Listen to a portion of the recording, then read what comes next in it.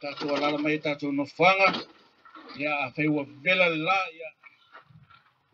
Tono la tā vale e mai lau pū pea e praise mai le tua nei tai au. Hallelujah.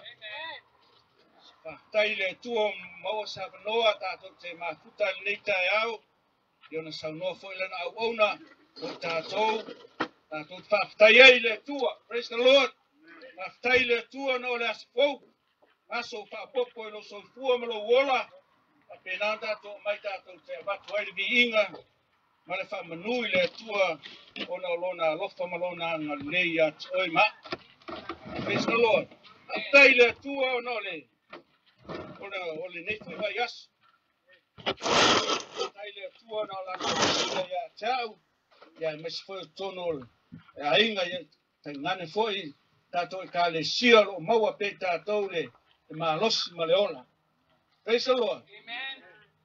O se aso fia, e aso whapea tātou teo mai e tātou ta uauna I le atua. No winga o se mea tātou te whaia, ia tātou whaia I vi ai le atua e leo tangata. Hallelujah. Praise the Lord. Au e nofo mai lai lau ta avale nei tai au, mai whalongolongo mai le launga. Ia vema se mea le lei, ia te oi. Praise the Lord. Tai ai le atua nei tai au. Ona o lana tau singa malona alofa ia ti tātou. Mai ai on tātou mai tātou whalongolongo le whiong pa ia le atua. Praise the Lord. Sua lau tusi Kolose. Ia e alu whale ian whaitau leo pa kalafa atoa. Ia e tasi lava spas whaitau. A penana o mai al nei tai au. Mai le mata iala mo lau sabaringa le nei vai aso. O te le so ese lava man mata aupu pensa o noa ian au na le atua. Praise the Lord. O te wha se e atua e au tafa na mata aupu. Praise the Lord.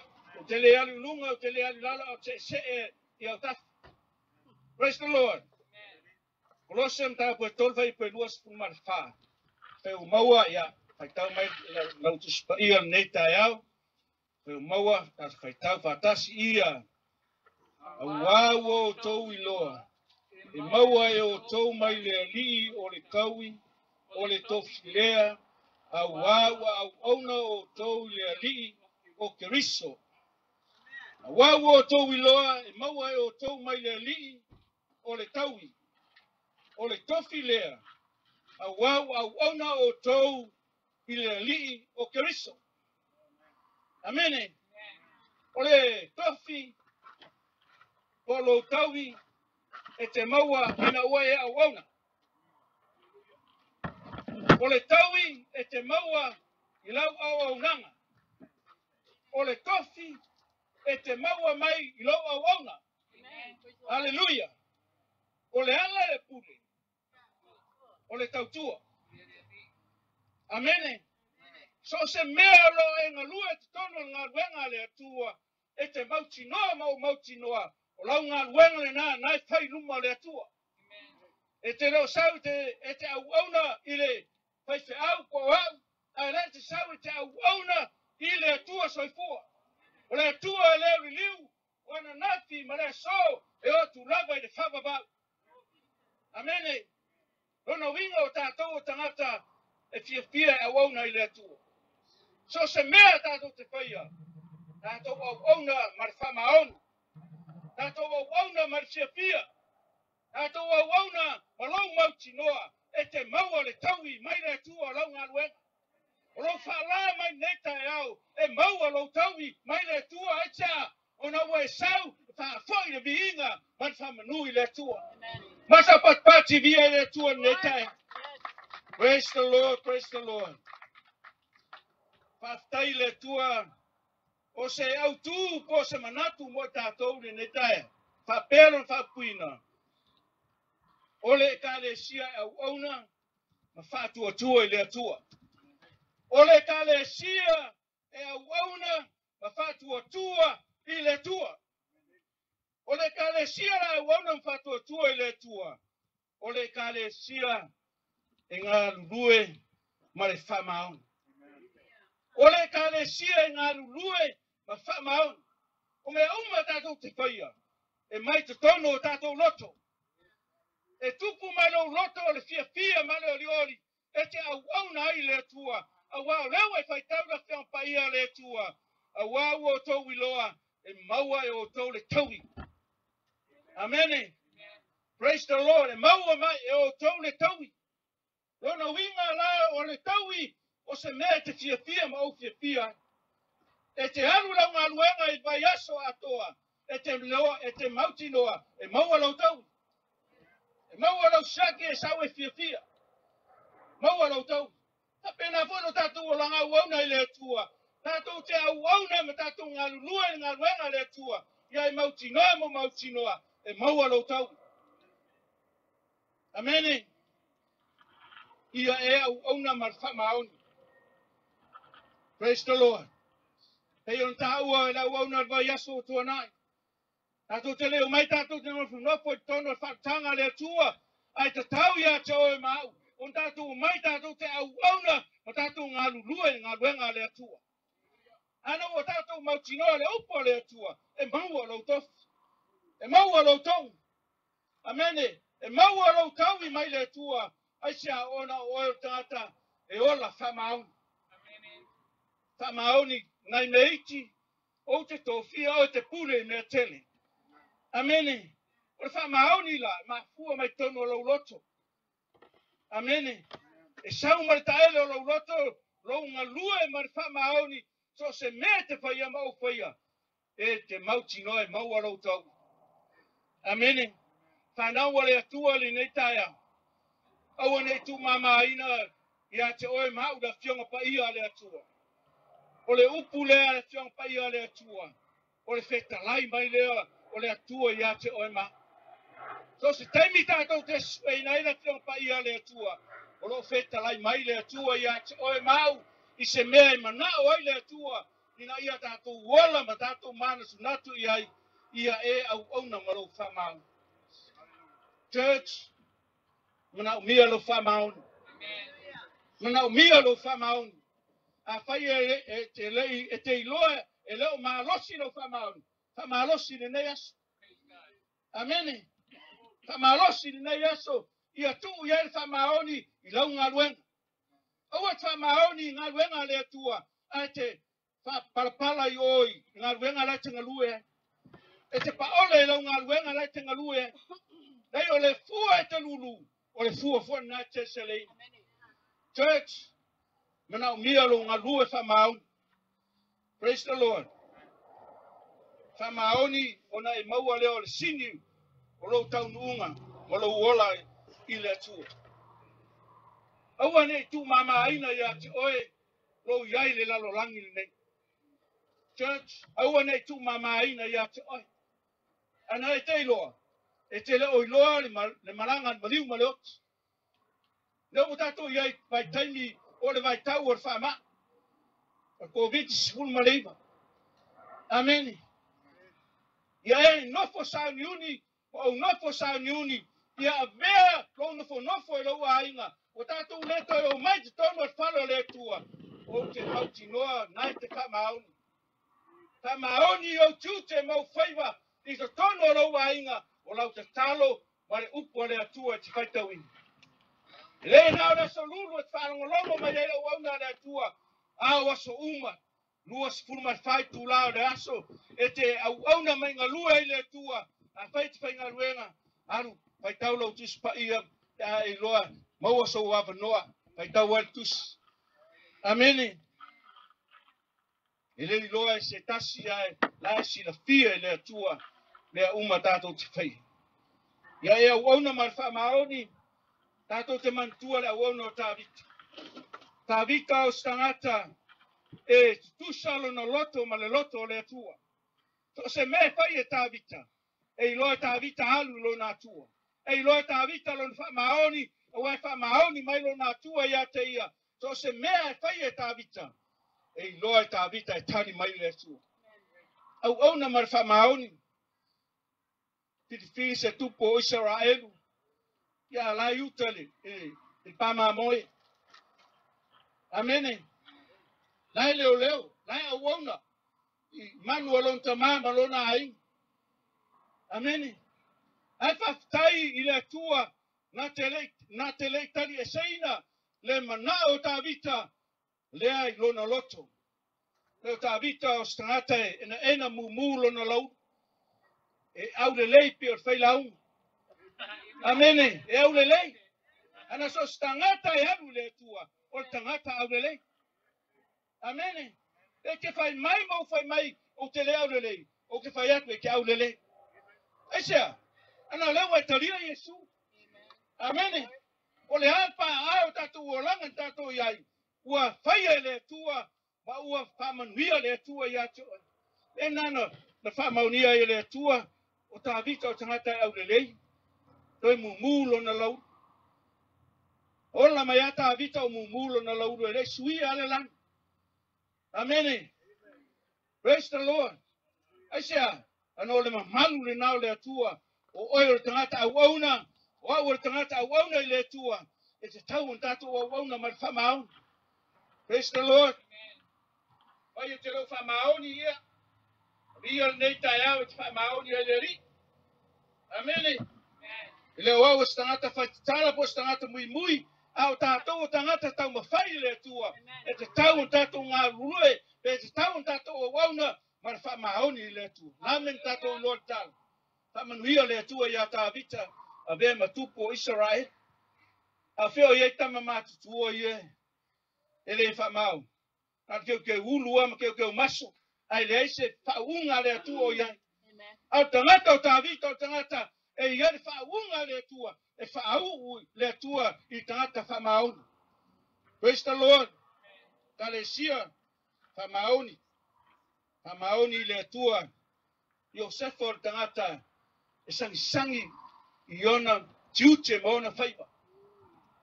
Iosefo tangata e lau Lord tono la whangapa ia le tua. O tangata I nofo I au tafa o lonta maha. Aisha. Nā te fia maua whamanianga mai lonta maha. Glory. Hallelujah. Ai o tangata ua iai whaunga le atua. Tangata leo Iosef. So se mea tātou te o iai I le laulangi le tātou te iai. Se e loa oe e le laulangi. E loa o le laulangi o oe o tangata ua whae wina le atua. O oe o tangata ngalue. Oe o tangata e ola wauna le atua. So se mea tātou te whaia. Tātou te whaia ona o leli. Amen. Pai upu lea tātou te pai tau e nei taia. E lau whai mai stangata tō tas. O outou. Ai tiro iai whaswhai tau lea. Whaatonu le lea o whai mai le upu lea. Outou. Rono winga. Whaatau waina tangata tō tele. Tangata ngā lulua ngā luenga le tua. Outou nā lo tau tala iela te o paia le tua. O oe mau tangata ola awauna. Tau on tātou whamau. Praise the Lord. Ui an tu le angaina Iosef ai tono le mauta al tupu. Ele isa sola ese Iosef. Amene. O le mena tātou va iatu sau te Apollo. Ia la le muitua. Amene. Alo lo va iatu lava sau te Apollo. E ali ie. E o ia Yesu. Na whao so soina te Apollo. Amene. Na sola te malo Iosefa. Ona I lo Iosefa. O ia lo iai whaunga le tua. O ia lo iai le mana o le tua. O ia o le tangata o le tua. Amene. Whanau o le tua li nei taia. O le e ka le sia e ola au auna ma whatua tua I le tua. E ui awa na pesia whamai. O wawe seina nisi tangata sa ngā lulua I tona ngā luenga le tua. E le ma whai o na ngalo ia tau au auna sa tato ngā lue. O ni tangata whamaona. Amen. On tangata ngā lulua mai whamaoni. O le alava le la o la le timunga. E sa veo ua ngai mei kukongo le whanua le tua acha. Ana lai loa ia el tau. Amen. Aua nei tu mama ina ia oe se me te whaia. To se me to fia I oe whai. Whai.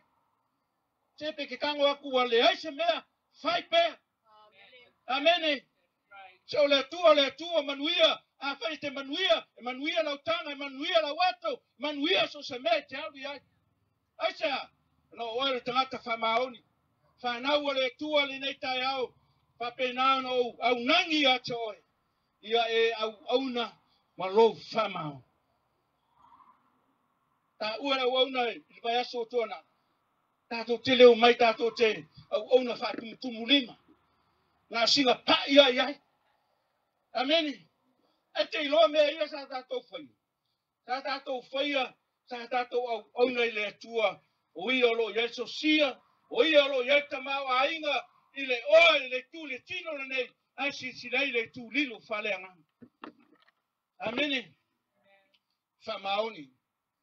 A vea mapule i tonu o le nuu ai kupito. Ai sea, o ia o le tangata o le atua. O ia o le tangata e au auna ma le whamaoni i le atua. Ameni. Ile pepelo la fiong pa ia le atua. Tātou te whai tau ia le fiong pa ia le atua. O ia o le tangata e fia i le li. Ameni. Leo o tātou wo mai i le vai aso na fitu po masina lo na fitu. Le tātou te whai longa ina ile. Te maliu ma le tino o tātou ori o Yesu Kerisu. O ia na lena au mai al whamaoni a te oe mau. E mamama ma ngalo ai a tātou wansau. Ameni. E mana tua pule ai le mana tua whalaio. O te mana tua nai tātou. Tangata sa tātou ngalu bue. Pila tau un tangata whamau. O ina no vaai ai i mamole tangata au auna maleloto. Amene. Au auna maleloto. Pe mai ia la sau il farsa. Aisea. Nga lue iai lo tau.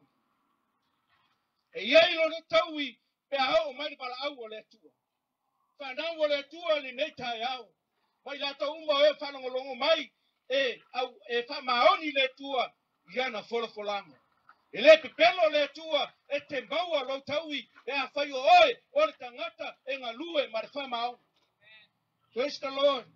Ele iloa la wauna le atua lau mena e whai. Ai la whamalosi a te oe li nei tai au.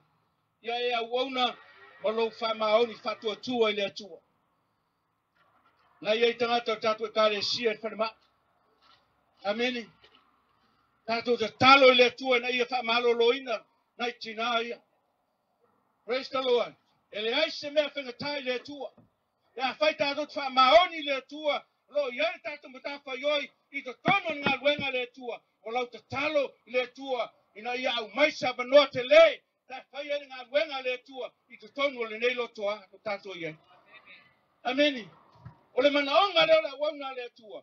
Whanau o le atua. Ia tātou au auna mar whamau. Amen. O mea uma e tu watu e la wauna le atua. Tātou whaia. Tātou whaia a ua tātou te mui mui. A whaia te oe mui mui. Ia ngau e ngofa oe ma eli lo kunga mau. Amen. Amen. Ngau ngata mui mui e le sangata le lei. Praise the Lord. Tangata e loa wauna whamau ni le atua. E le mumu le muku. Sei tu lau. Praise the Lord. Tangata e fia o tangata e ola wauna i le atua. O i o le tangata na te au mai al file mu i te tono le kalesia. Amene. Ta maoni o l'apostolo Paulo lan tala ingal tala le. A whātia le malanga. Toe ana le la bala na awona. Ai whamalosi pe. Ana lai loa la awona. E iai no tau. Upu pungia e tangata tongi tono al what pui pui. Whai ei whamatalanga a ngata mawalulunga o malo. Ai le solo muri o te malo. Ameni. Ana na tofi mai la apostolo Paulo mai le langi. Na whapena na whamanuia i ei le atua. Whapena i tātou whanau o le atua i le nei tai au.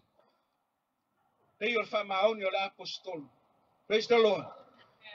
E iangis nga ka ua whame o la ko apostolo. Ia ai le i whakuunga ngi la ko e kalesia. Ameni. Au Paulo whai le matai tama i o tātou o langa. O ia o le tangata i whinau le atua. Ameni. A vea oe mau o tangata whinau le atua. Se e malosi alo lotu. Praise the Lord. Te ke ai maunga ai vangu. E iai ale atua i ate oe. E iai le atua i ate oe. I mea uma e tanga iai. I to tono lo wa inga. So se mea tātou te o iai. Olo yai le tua. Praise the Lord.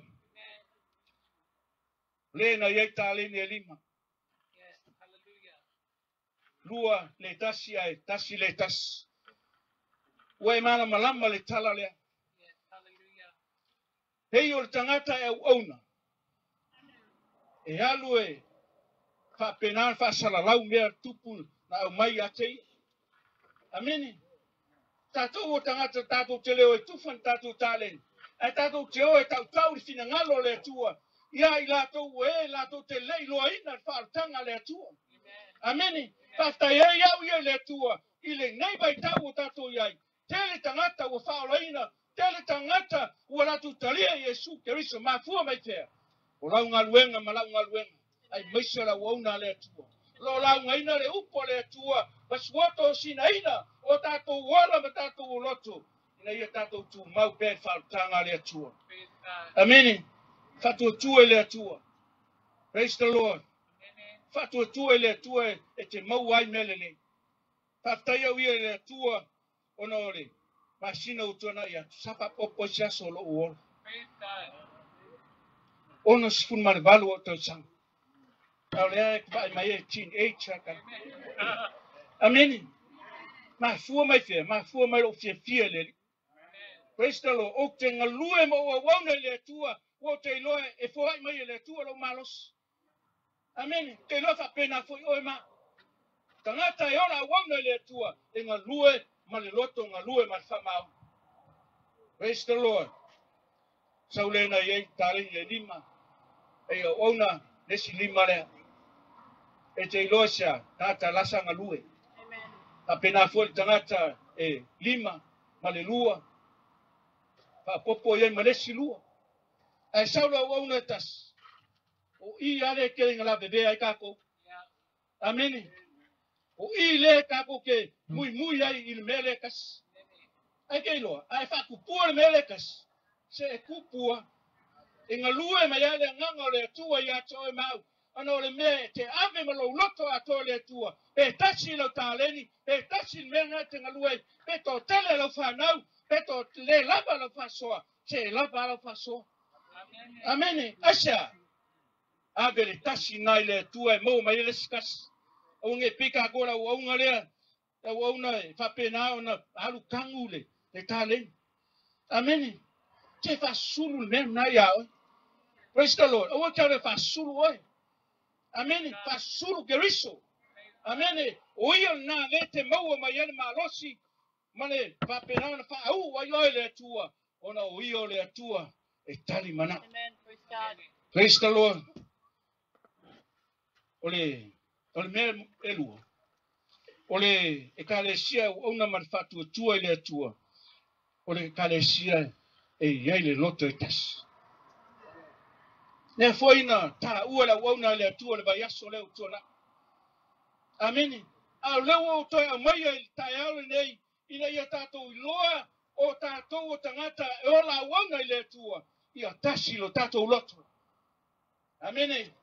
Le me fai lava na tū le maunga o le tua, e ese o tātou loto. Praise the Lord. Ma fua o na tasi tātou loto, una ua vanga o tātou loto ia ke riso Yesu. Ameni. Tātou te lefi toto ai pe tātou te fai tala i lesi tangata, au tātou te o mai, tātou te awauna i le tua, ma le loto e tas. Loto e tas. Amene. Waku foi lesi au wali e baba ai ngaluenga, se tasi na tō fia tupu, e awauna ma whamaoni tono rona tu, ole atunu ulea. Ai, waku foi tangata baba ai ai, ola ko wo fai se me se ina ia fala be ali tamale. Tangata le au na marfa maoni le tua. Tangata yailo na loto ina na ngawenga le fa. Mo wa kula ka kalo ka malo kange. Ameni. Mo le fai se me e fa ina ila au na le tua. Ilo so skanga la ve e fa le tonu ona mafo fo. E mo le menga. Ai kulo fai se me le lei. Ya wa. Paude, a fainga fo na lot. Amen. Praise God. Praise the Lord. Ai mau atu te malo lai te talo. Ala ua fai tupu, te tupu tato tangelu leua. Mato maua lai te talo ilo na atua. Nga oi lava mako ke, ma fa, kako fai se sa, ina ia mamalu oi, le tupu. Amai los ko malo tangelu. Toni tono le lua leo. Amen. Kana wale atua ile fengo fie nga wenga le atua. Pe ai ka ko ngamu, pe ai ka ko loi, ka ko keo ale atua, wa le atua na te maia, le manuia ya te oi mau, e fo ai maia le atua le marosi ya te oi, mau fa wa specia, o ta to tangata ona le atua. Pe faia oi le ngata lau, o si oi lalo, ya sa wale atua, ku maia o ko. Amen. Praise God. Amen. Praise the Lord. La men tato mau ila wali ia fai kala fale to. Fai kala se. O le fai unga inga fai la wali ia. Nata ia kusa matani. O tangata ele mama o la to lot. Amen. Praise God. Pio mo fai atu nei taia. E fa le tonu loto le tangata pa fai se mele lei mo le. Amen. Aba yo tangata le sa halu malo na loto atoa. E tatalo ilo na atua na te maua mai le taui ona ngā luenga ia ngā lua e tono o le mauta o le tupu. Amen. Ka lofa ngai whānau. Ka lofa isi tina. Au ka haka ia, lako kere I whongo whakasi ma lako au ai.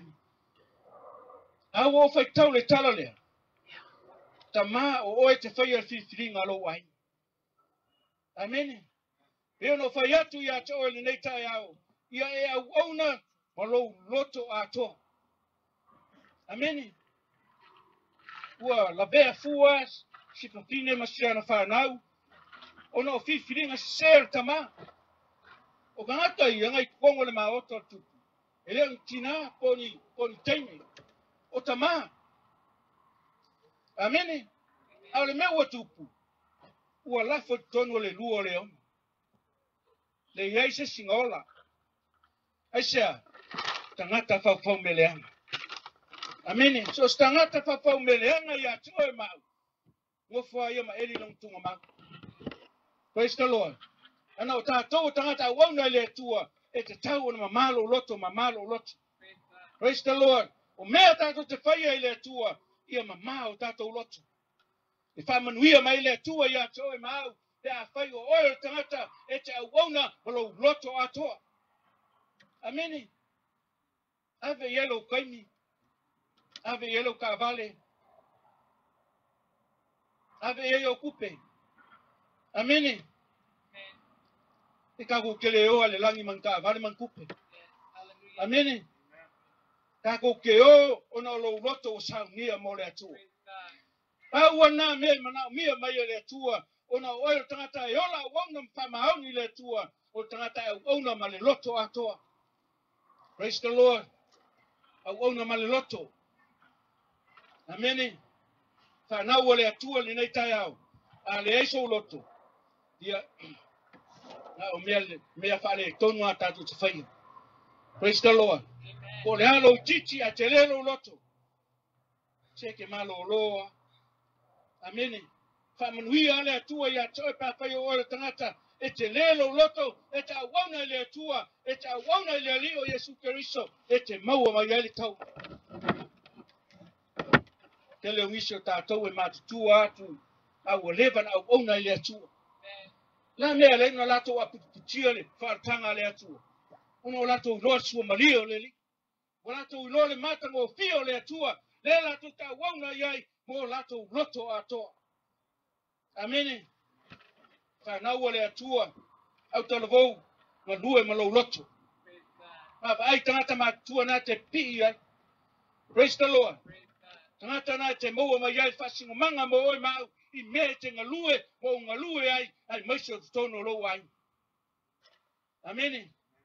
La vea fua, si, nai tinama, malato whanau, ono le feeling se ser tama. Amen. Leisa singa o ilalo le lua, ua ai e lionga. Afa fekang ye lu le ngai. O inga pui kang ye. O le atua. Ameni. Tangata yailo na loto au na mafa maoni I tono ngā luenga lo ngā lue ai. Tato fa maoni me ite to fia tato wele tua tato te pule me tele. Mene fa na wale atua ni nei tai au. Ya au na ile atua malo loto. Praise the Lord. Che ava vai o kako loko. Oh kai. Amen. Ai lo fa malosi ate oe. Se pike ba ya ku lo kanga ngale lima kalala yai. Fo. Amen. Praise the Lord. Fa manuia le atua yo ao mo lima da fa tato tangata tato te foa in mea uma ile atua o tato loto. Amen. Aku ngaya ngal kala. Amen. Ai au ngai ngalo ya te oe. Ole atua saua ile me te lulu. Amen. Le me te lulu o le me ngatse selena. Praise the Lord. O loa matato loa tangata e o na maleloto e foai ana mea uma ile li. Wa e loa ia. Na fa manuia mai le atua. O loa le to tele o tato tangata foia o mai ila langi nei. Amen. O loa ina le so sia matama ai ngai tono lo wai. Sia nga vale ngai te kia. Amen. Amen. Mai fea, mai lo loto. An kako leo mai le li kako ke le manguia. Ele ngata le tino le nei kako te manguia ile ngam. Amen. Ana e tina ngalo le tua ina ia tato manuia ia tato foai me au mai le tua mo tato loto atoa. Amen. Kana le tua tato ona mo tato loto atoa. Amen. Lem fai lavan tato pa ia fa manuia le tua. Ale yelo loto. Amen. O vai ia ui nei tau sanga le I tato e kale si le telo tangata fo uo mai. Mai fia. Mai a oi mau no lo loto ato. Tato whaktai le tua ieu whai langi le lato fōrau. Lato iai tono le nei lau ele ele ma la hunga pele upo le tua. Taimi le nei lau whaatino e nisa o ona lato ngā luenga na whai. Amene. Papena oi mau whanau o le tua. E whamanuia le tua ia te oi. Ma lau whanau, ma whanau o lau whanau. E a whai o oi o tangata. E te awauna le tua. O lau roto atoa. O lau wanganga atoa. O me auma e te whaia. E te whaia o nao le tua. Amene. Te le whanongolongo tina. Pe vevela mai le la. Praise the Lord. Hallelujah. Amene. Ia le tua ni nei tai au. Mai sa patpati ki ai le tua. Le fai le mga ko ko lu ala uva ku pe o fa sapa mai la ngofo. Hallelujah. Praise the Lord. Lo taimi malo watua. So se au na e nga lue mar fa maoni malo na lotu. E yai lo na taimi male atua. Amen. O lo ya uia le leio o le taimi o tangata male atua. O io I mata fo na la wa na le atua le nga lue to tono tato loto. Ia yais tato taimi male atua. Ia yais taimi to o tou male atua ina ia tu ina atu ma losi o tato loto ile atua. Ia fai tato te vai tele o taimi. Amen. Ia yais o taimi. Praise the Lord. Amen. Te loa taimi lea ua, te inka koulo. Ua esa le me ua o mai lo loto. A uva va aila fa mai le ua iai. Ma mea I ua tupu ma taimi nene. Kako lole ai mong ia le fionga pa ia le aku. Amen. Fa e o tato ulu walata le fio mai o le. Praise the Lord. Te tono lo wa inga mena e te iai. E to anga e whailo te talo. Amen. Ile ngata ile o sasa kako o mai farsa. Whainga ko kalo le astona. Amen. A ole mele te alala ilo wai. Whailo te talo. Au ke me umi. Amen. A ole taimi male atua. Te loea e hala e tai a whaila o tano. Se ke aru fia lo ngā luenga. Pe vevela mai le la, ala lava e osi ale a fi lako. e mumu male la anai ma ngai ma fanga lo chino lo loto le tuacha o lo tangata sa abe lo fasili le tu amene awane ngalo ya choe fa na wole atua lo time amene lo time o tato tina na telele o ai ave so time molele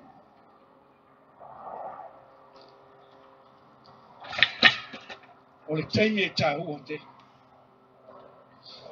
ka ko kele lor tina ngalo le tua te amia oya amia a ro time le che ola ye nga lue a wona man fa maoni le tua o ia na fa manu ia hatu ya te oe lo time male atua time ta o le na mo o ma ana ori oi mata na la o na le atua mo tatou e ka le sia na ye ia yo tatou time male le ta taila na o na ta tail fa tua mo te talo mo tatou ye time ngalo elo te talo ngalo elo te talo ala o na le atua lo tu vai mo o ma praise the lord ta taia le atua no lo na ngale le malo na lo fa ya te tatou lo fa so mai pea le so sia ma ta mau a inga ya te o ma ona o lo nga lue mala au nga fa maoni le atua amene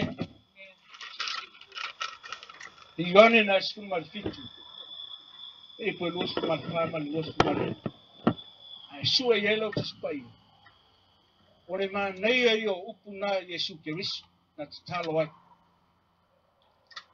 o na fa malo sia lo loto lo taimi male atua o lo taimi male atua ai halu lo ai fai tau ai le talo na le praise the lord o se mea fa tupula ia ai lo tia fia e au ona mga lue pe le atua ona o te iloa e maua lo taui mai le atua amene maua lo taui mai le atua e leo se mea fou e leo ni upu fou i te whaalongo iai e te whaalongo i le aso mane aso ma sane e lau whai ngā luenga e wha manatu atu i ate oe wha manatu i ate oe mau o mea e au na tātou whaia i a tātou loa tātou au auna e maua mai e tātou mai le li le tau wa o tau loa e maua e o tau mai le li o le taui o le tofi lea wa auna o tau i le li o ke riso Yesu amene upula le atua papenana ona whamaro si ai o tātou loto i le atua ina ia tātou iloa au auna i le atua te loe e iai alo loto i mea umu ana o tātou whapalapala te leo istei amene te vaaia kuloa i lau pankua o whale e tonu ia sui lo lau kata amene e pike vaaia kua wa mu mea ia praise the Lord i lau pank amene vaaia kola e whatupu le atua amene e fōai le atua ia te oe mea e whapenan whamanuia i le atua ia te oe pe a whai o oe o le tangata e te fia i le atua amene o le mea e wha o le kalesia e whatuatua moni o le kalesia e whatuatua moni i le atua e iloa oe au menga e whai amene pe no whai atu e le iloa oe au auna le atua ala iloa mai le atua au menga e whai amene o le tangata la e hapenana au auna i le atua ma whatuatua o le kalesia e whatuatua moni i le atua e le ngata ia yaino loto ai a moni amene moni ai whakasi moni ia ngare kasi ngaka le moni mai e moni lue whamaoni e moni launga lue le atua ona e te iloa e maua mai lo toki mai le atua Roma e balu fai po luas marlima ai pe tai a tātou whamoe i le mea ua lepa aia tātou te whata tali atu iai male onsa tua i le atua tātou te whamoe mea i leo aia wai ua aia Yesu le Jesus ai ana kako aia Yesu o le upu le atua Ameni. Upo le tua le tato te faita wina. E tato te fatua tua i le tua. I mea e leo baia. Tato te fatai tale tua i le tua. Male on san. Ke loa ale ai le on san. E iwan kongi lau solo. Kongi lau solo. Ayala ngole kongi lau solo. Angala ke loa ia kaui mai oele atua. Amene. Tele nito kersano walatos ko mulima. Hafaina walatu wolanga tito wenga. One matala. Amene. Kapena foi tatou whanau ole atua. Ia tatou fatua tua ile atua. Ia moni launga lue. Ia moni lo loto. Ia moni mea uma tatou te whaia. Wa tatou te iloa. Mai le atua lo tau. Amene. Romana e balu luas ma le valu mai ua tātou I loa foi e ngā lulue whātasi mea uma e le iai lātou we alolo whātu le atua o e ua vala awini. Amene. Ngā lulue whātasi. Praise the Lord. A tātou le lotu whātasi e le aise ngā lue whātasi. A le iai lo lotu e le aise tātou ngā lue whātasi. A moni lo loto tatou te ngā lue whātasi. Amen. Praise the Lord. Ia moni lo whatua tua I le atua. Ia moni mea uma tatou te whaia e ngā lue whātasi o e alo lo whātu I le atua. O e o bala wina. Amen. Tatou o tangata o bala wina I le atua. Ia tatou maua le mea o le ngā lue whātasi. Amen. O le waku lo le upuoso le sipu kalinga se kulo ai teu lo loto. Praise the Lord. Amen. Na lue fatas. Na lava se mea tatu te whaia pe titi pe tele kongi sauma. Amen. Praise the Lord. Amen. O ki le mai kau mea ai kongi sauma. Praise the Lord. Na lue fatasi tatu te mau ai le mea siri mo le atua. Whanau le atua ni nei tae au. O le upuna le atua moi tātou. Whapenan whamanuia le atua I lo loto. Le upu e toi tima I ai oe. Toi tima I ai a. Upu vai le atua e whasanga mua I a tau. Au te le ilau ngātu I a te oe. Praise the Lord. Yo osu e su e la vau I a tau. Po savari mo unga lue I au mea I e wha. Amen.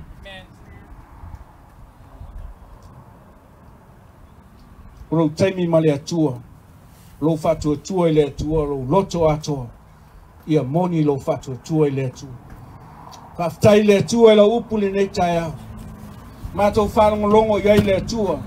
Kaftai lo walofa ma lo wanga le lei le atua. We au maia se upu le atua. E whamalosi ai o mātou loto au wauna I a te oe. O wau mātou loa le ali ie. Nei lava so mātou malosi. Nei so mātou poto mātou te ngalulu ai le atua. Au mātou tu ina atu mea uma I a te oe. Ina ia e whamanuia mai le atua le nei e kāresia. Hanga le nei le atua mai whamanuia e lau whanau oe whanongolongo mai lo fionga le nei tai au. Ia tele lava so viinga Yesu. Amen. Amen.